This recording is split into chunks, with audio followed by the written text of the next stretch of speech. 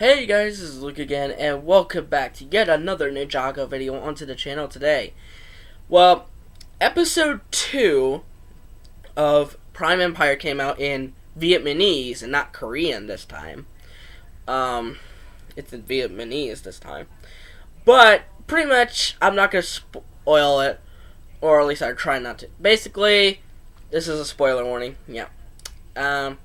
Pretty much, the ninja figure out where the hell Jay is, and they figure out where Jay is via a security camera that he walks into a game console, and this seems strange to them. So they go to Dyer Island, which is where the game creator is, Milton Dyer, and they for some reason have a little bit of a battle with the dogs or the statues. I don't know. It's the world of Ninjago. Nothing makes sense in that world.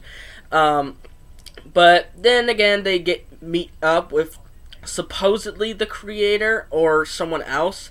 I don't know, since I don't know their name, since this person's name, since it's in Vietnamese, not in English. Hopefully by the 21st we'll see it in episode 1 in English.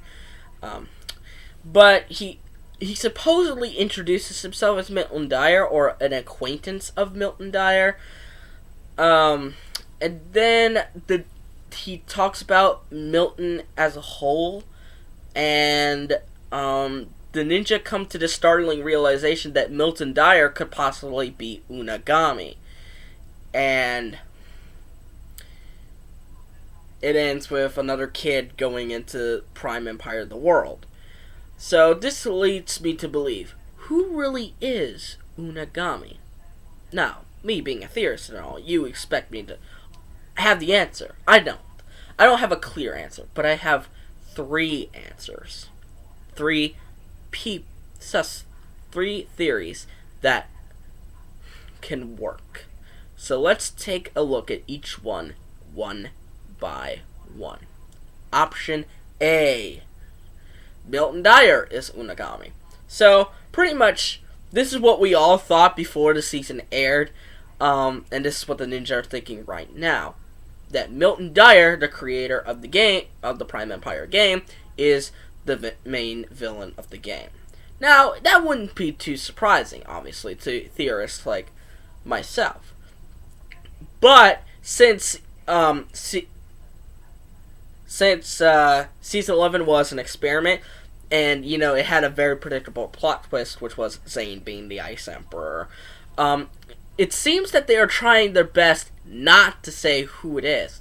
And it does feel very awkward for the main plot twist to be introduced only 2 episodes in.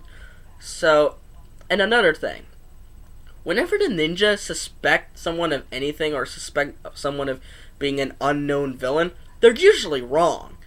For example, Zane thought Mr. E was the quiet one, when it was Harumi the entire time. And then he gets brutally murdered, nearly beaten to death. So that's what I mean. So I don't think Milton Dyer is Unagami anymore. I used to think that, but because of how the show is, and because of how predictable it kind of is, and how I think Ninjago is sort of, fixing everything, I don't think they'll go down that route. I think that option is wrong.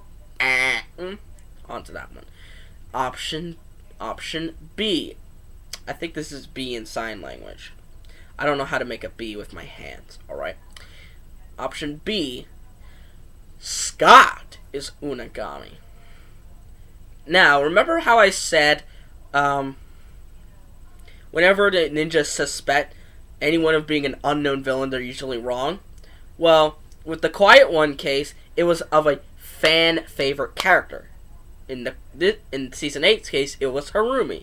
In this case, it's Scott. Everyone likes Scott, even including myself. Obviously, I like this guy, and it would be such a heartbreaker for the guy that we love to be a villain this entire time. And I bet the same feelings went through with Harumi.